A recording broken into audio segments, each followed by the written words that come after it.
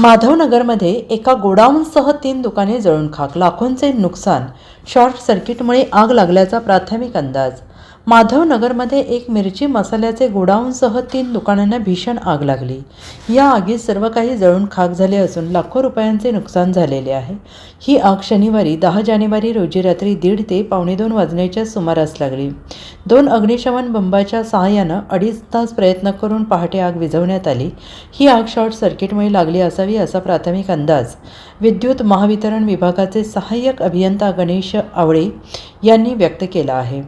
शनिवारी रात्री 1:30 ते 1:45 वाजता अचानक मिरच्यांचा खाट उठला असता या गोडाऊन पाठीमागे पत्र्याच्या घरात राहणाऱ्या महिलेला जाग आली. तिने घराच्या पत्र्याच्या फटीतून पाहिले असता तिला गोडाऊनमध्ये आग लागल्याचे दिसले. ती आरडाओरडा करत घरातून बाहेर रस्त्यावर आली असता तिचा आवाज ऐकून समोर आणि आजूबाजूला राहणारे झोपडपट्टीवासीय धावून आले. समोर एक गोडाऊनसह 4 दुकानांचे आत आग लागली होती, पण शटर बंद होते. जमलेल्या काही लोकांनी दुकान मालकांना फोन लावून बोलावले, तर काही तरुण अग्निशमन बंब बोलवण्यासाठी धावले. काही वेळात एक अग्निशमन बंब घटनास्थळी दाखल झाला. त्यांनी आग विझवण्यासाठी पाणी मारण्यास सुरुवात केली. मात्र गोडाऊन आणि दुकानांची शटर बंद असल्याने आग आटोक्यात येत नव्हती.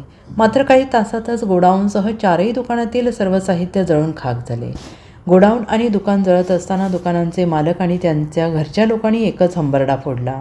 या आगीत देवानंद जाधव यांच्या मिरची मसाला गोडाऊनचे जवळपास 5 लाखाचे, त्यांच्या शेजारी डाव्या बाजूला अकबर बादशाह मुजावर यांचे मेट्रो होंडा सेंटर या दुचाकी दुरुस्ती दुकानातील 2 Splendor, 1 SS, 1 XS, 1 Victor, 1 Suzuki, 1 AT Boxer अशा 7 दुचाकी गाड्या आणि दुकानातील साहित्य जळून जवळपास 2 ते 2.5 लाख, तर डाव्या उजव्या बाजूला नागेश गणपती सनमुख यांचे महाराज मेन्स पार्लर या दुकानातील संपूर्ण फर्निचर, फिरती खुर्ची साहित्य असे सुमारे 2 ते 2.5 लाखांचे, तर त्यांच्या शेजारी असणारे अशोक जैन यांचे गुरुकृपा इलेक्ट्रिक या दुकानातील सर्व इलेक्ट्रिक साहित्य जळून खाक झाले. त्यांचे 2.5 ते 3 लाखाचे असे एकूण गोडाऊनसह दुकानांचे जवळपास 12 ते 15 लाखाचे साहित्य जळून खाक झाले आहे. Bureau report, SBN Marathi, Madhavnagar.